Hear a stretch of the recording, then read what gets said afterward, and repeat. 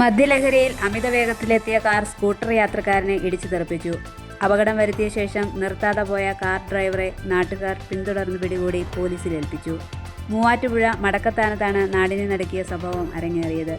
മടക്കത്താനത്ത് വെച്ച് മദ്യലഹരിയിൽ വാഹനമോടിച്ചെത്തിയ യുവാവ് മുന്നിൽ പോവുകയായിരുന്ന സ്കൂട്ടർ യാത്രക്കാരനെ പിന്നിൽ നിന്നും ശക്തമായി ഇടിച്ചു തെറിപ്പിക്കുകയായിരുന്നു.